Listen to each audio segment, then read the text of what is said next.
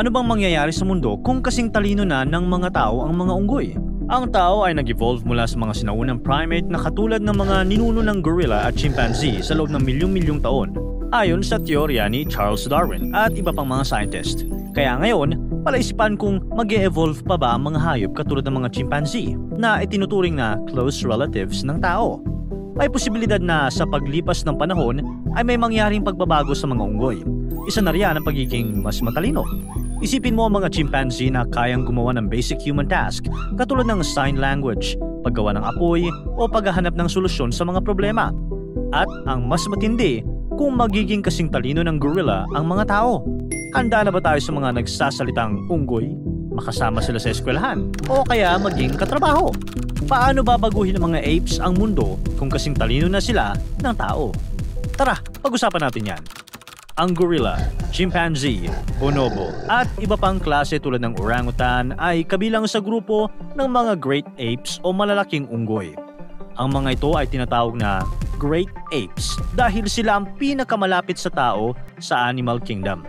Mataas ang kanilang level of intelligence.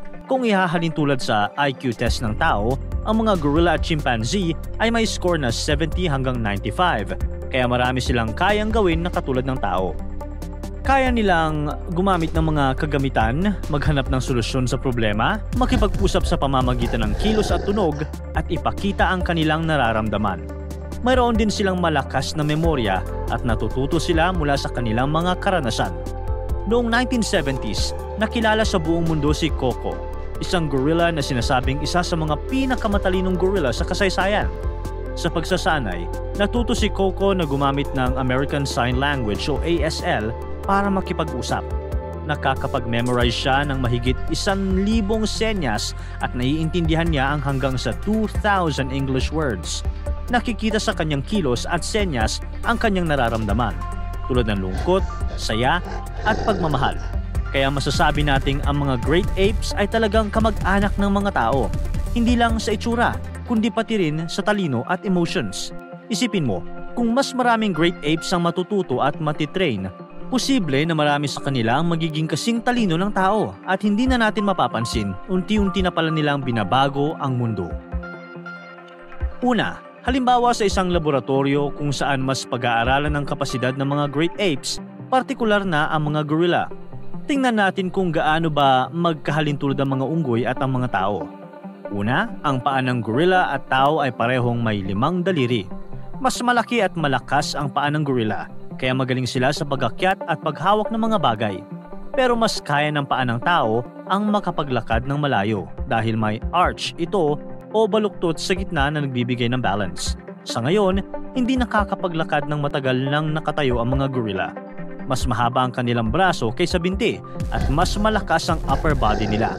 Kaya mas sanay silang maglakad gamit ang mga kamay at paa, ang tinatawag na knuckle walking. Pero kung magiging kasing talino sila ng tao, pwede silang makapaglakad ng mas matagal nang nakatayo dahil mas matututo sila kung paano balansehin ang katawan nila, paano gamitin ang mga paa para sa mas mahabang paglakad at paano mag-isip ng paraan para mas maging komportable sa paglalakad ng nakatayo. Pwede na sila magpunta sa iba't ibang lugar at magparami roon. Tulad ng mga tao nang lumipat sila mula Africa papuntang Europe at Asia. 70,000 hanggang 100,000 taon na ang nakalilipas. Mas malakas ang gorilla kaysa tao. Kaya nilang magbuhat ng hanggang 800 hanggang 1,800 kilograms, habang ang tao ay kaya magbuhat ng 50 hanggang 100 kilograms lang. Biruin mo yun, kaya ng gorilla na magbuhat ng isang maliit na kotse o kaya niyang buhatin ng 17 katao ng sabay-sabay. Mas malaki rin ang katawan ng gorilla, lalo na ang mga silverback na maaaring tumimbang ng hanggang 200 kilograms o higit pa. Kaya mas magaling ang gorilla sa pagbubuhat ng kahoy, pagdadala ng mabibigat na bagay, at pagtulak ng malalaking gamit, lalo na at kapareho rin ng tao ang kanilang kamay. Ang mga kamay ng gorilla ay may 5 daliri, tulad ng tao, kaya magaling silang humawak at magmaniobra ng mga bagay. Isipin mo, kung matalino ang mga gorilla tulad ng tao, kaya nilang mag-isip ng paraan para sa grupo, maghanap ng bagong tirahan at makipagsabayan sa mga gawain ng tao, tulad ng pagbubuo ng komunidad, paggamit ng kasangkapan at pagtulong sa isa't isa. Pero tandaan, mas malakas sila kaysa sa tao. Parang superhero. Sa bawat kilos nila, posibleng masira ang mga gamit ng tao dahil hindi ito tugma sa lakas at sukat ng kanilang katawan. Ang ulo ng mga orangutan ay mas malaki kumpara sa tao. Pero may pagkakapareho ito. Pareho itong may malalaking utak at mukha na halos katulad ng tao. Ang kanilang bunganga ay kayang kumain ng 4 hanggang 8 piraso ng prutas o pagkain ng sabay-sabay. Ang mga mata nila ay malinaw. Nakakakita sila ng kulay at nakakapansin ng mga bagay ng detalyado. Kaya halos pareho lang ang paningin sa tao.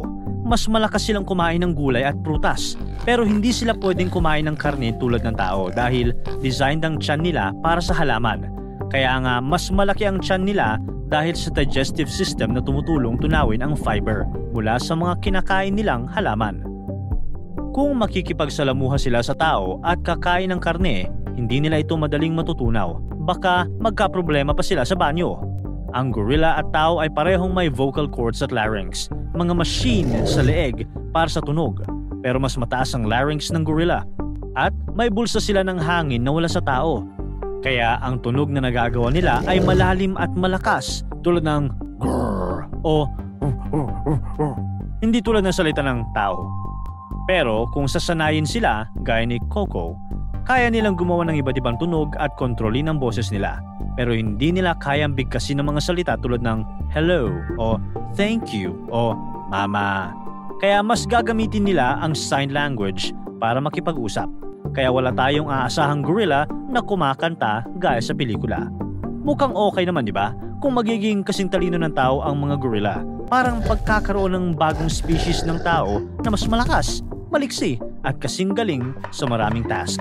Pero ano kaya ang magiging buhay kung magkakasama ang mga tao at ang dating mga hayop?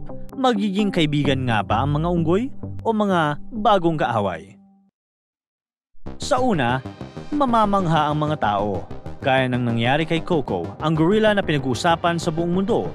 Naging malapit siya sa mga taong nag-train sa kanya. Naramdaman niya ang pagmamahal, lungkot at saya at nagpakita siya ng empathy at pagmamalasakit sa mga tao at hayop sa paligid niya. Kung makakausap natin ang mga great apes, mas malalaman natin ang pananaw nila sa buhay sa kagubatan at kung ano ang tingin nila sa mga tao. Likas na mapagmahal ang mga apes, nag-aalaga sa kasama at pamilya. At ipinapakita rin nila ito sa mga taong mabait at mapagkakatiwalaan para sa kanila. Kahit ang tao ay may sariling pag-uugali at pag-iisip. Ayon sa neuroscience at psychology, ang ugali at pag-iisip ng tao ay nabubuo mula sa genetics, environment at karanasan. Kaya iba-iba ang ugali at pananaw ng bawat isa. Ganito rin ang mga ape. May sarili silang pag-iisip at disposisyon at nabubuo ang kanilang paniniwala at ugali mula sa karanasan, pakikipagsalamuha sa kapwa-unggoy at environment. Kaya hindi rin imposible na may mga gorilla na magpapakita ng masasamang pag-uugali at may sariling layunin. Tulad ng tao, kahit matalino sila ay pwedeng magkaroon ng pananaw na hindi maganda, tulad ng pagiging seloso, paghihiganti at pagsasamantala. Isipin mo, kung magiging kasing talino ng gorilla ang tao at makikisalamuha sila sa lipunan, may mga tao na magiging kaibigan nila.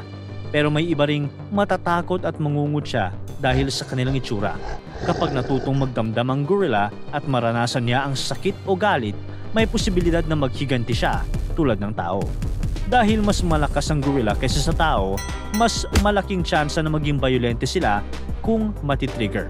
Kapag nangyari ito, siguradong ipapahuli sila ng mga otoridad at muling ikukulong. Kaya magiging malinaw na hindi pa rin pwedeng magsama ang tao at wild animals. Kahit pa mas matalino na ito ngayon. Dahil dito, maraming gorilla ang mag-iisip kung kakampi ba talaga ang mga tao o kaaway. May ilan na magkakaroon ng pananaw na gustong lumaya mula sa kapangyarihan ng tao. Dahil kung mas malakas nga sila, bakit kailangan pa silang kontrolin ng mga tao? Bakit hindi ang mga apes ang kumontrol sa tao? Ang mga gorilla ay may malakas na social bonds, kaya malamang na magtulong-tulong sila para suportahan ang isa't isa at posibleng labanan ang mga tao. Ayon din sa primatology, Ang mga great apes ay nagpapakita ng ganitong pag-uugali kapag nakakaramdam sila ng banta o hindi patas na pagtrato. At isa sa mga paraan ng mga apes para ipagtanggol ang kanilang lahi ay ang maging bayolente. Kung magkakaroon sila ng matibay na samahan, magkakaroon sila ng plano para palayain ang kanilang mga kasama na nasa kulungan. Sisimulan na rin nilang magplano kung paano sila magiging makapangyarihan kaysa sa tao. Gagawin nila ang mga diskarte na ginagawa rin ng mga tao, tulad ng pagbuo ng grupo o hukbo, paggamit ng kasangkapan bilang armas, at pananakot para sumuko ang mga tao. Dito magsisimula ang giyera ng tao laban sa mga matatalinong unggoy. Magiging malakas sa mga tao dahil sa modern technology tulad ng baril, taser para sa malalaking hayop at tranquilizer guns. Ang mga gorilla naman, ang lakas at sukat ng kanilang katawan ang pangunahing advantage nila. Gagamit sila ng bato, kahoy, at malalaking metal bilang armas sa pakikipaglaban. Kaya nilang gumamit ng baril kung makahakuha sila mula sa mga tao, pero masyadong maliit ito para sa kanilang malalaking kamay. Kaya mas madalas silang gagamit ng mga bagay na kayang dalhin ng kanilang sukat at lakas. Kaya sa giyera ng tao at mga unggoy, mas lamang pa rin ang mga tao. Ayon sa mga pag-aaral, ang mga tao ay nananatiling may upper hand sa pag-a-access sa advanced na armas at sa coordination, kahit pa mas malakas ang mga gorilla. Ang giyera ay matatapos kapag nawala na ang kompetisyon sa kapangyarihan o kaya naman kapag nagkaroon na ng bagong sistema na pantay ang pagtingin at pagtrato ng tao at mga unggoy sa bawat isa. Sa kasaysayan ng tao at pag-aaral ng primate behavior, ang pag-aaway at kompetisyon ay karaniwang nagpapatuloy hanggang may isang grupo ang maging dominante o magkakasundo ang dalawang panig sa bagong balanse ng kapangyarihan. Sa madaling salita, matatapos ang giyera kapag nawala na ang pagnanais ng mga apes at tao na mangibabaw sa isa't isa at kapag pinairal ang pagtutulungan at pag-uusap para maresolba ang mga problema. Maaaring pagsamahin ng mga apes sa kanilang sariling komunidad para magkaroon sila ng sariling pamamahala, kultura at paniniwala tulad ng ginagawa ng mga tao. Ayon sa pag-aaral ng primate behavior at social dynamics, ang pagkakaroon ng sariling komunidad at sistema ay nagbibigay ng pagkakataon para sa kapayapaan at kooperasyon sa pagitan ng iba't ibang grupo. Kung magko-coexist ang tao at mga matatalinong unggoy, magkakaroon ng bagong mundo kung saan may mga gawain na mapapadali dahil sa lakas at katalinuhan nila. Makakatulong ang mga unggoy sa mas mabibigat na gawain tulad ng pagbubuhat ng malalaking bagay, paggawa ng mga istruktura o pagtulong sa mga proyekto sa kagubatan. Habang ang mga unggoy naman ay matutulungan ng tao sa pagpapakilala ng teknolohiya, pagbibigay ng edukasyon at pagpapaunlad ng kanilang mga skill. Maaari ring madiskubre ang mga bagay na hindi pa alam ng tao na alam pala ng mga unggoy, tulad ng mga sikreto ng kagubatan, mga natural remedy o paraan ng pakikisama sa ibang hayop. Pero dahil magkaiba ang uri ng unggoy at tao, siguradong maraming pagkakaiba, lalo na sa mga paniniwala, kaya ang conflict ay hindi na maiiwasan, tulad ng nangyayari kahit sa pagitan ng iba't ibang grupo ng tao. Ang pinakamadaling solusyon sa problema ay ang pagkilala sa karapatan ng bawat isa, pagrespeto sa pagkakaiba, at pagtatatag ng sistema kung saan makakatulong ang bawat grupo sa isa't isa. Sa ganitong mundo, magkakaroon ng bagong kultura, pamamahala at paraan ng pamumuhay kung saan ang tao at unggoy ay pantay-pantay na kasama sa pagbuo ng kinabukasan. Ang pagkakaroon ng apes na kasing talino ng tao ay hindi haka-haka. Patuloy itong pinag-aaralan ng mga scientist at researcher. Katulad ng ginawa kay Coco na natuto ng sign language at makipag-usap, may mga kasalukuyang programa pa rin na nagtuturo sa ibang apes para ma-develop ang kanilang katalinuhan at pakikisalamuha sa tao. Pero may mga hadlang kung bakit matagal itong mangyari sa ngayon. Isa na rito ang limitadong kakayahan ng mga apes na gamitin ang wika tulad ng tao at ang iba't ibang paraan ng kanilang pag-iisip. Ayon sa mga pag-aaral, ang mga apes ay may malalim na social intelligence at kaya nilang matuto, pero ang pag-develop ng kanilang intelligence ay depende sa genetics, environment at training, at nangangailangan din ng matagal na panahon, malaking resources at espesyal na pangangalaga. Kaya ngayon, hanggang sa mga susunod na panahon, mananatiling kabilang sa wild animals ang mga unggoy. Dahil sa totoo lang, handa ka ba talaga sa mga unggoy na kasing talino ng tao? O kaya naman, mga unggoy na mas matalino pa sa tao? Para tuloy-tuloy ang saya at kwentuhan, huwag kalimutan mag-subscribe sa Bubbly YouTube channel at pindutin ang notification bell.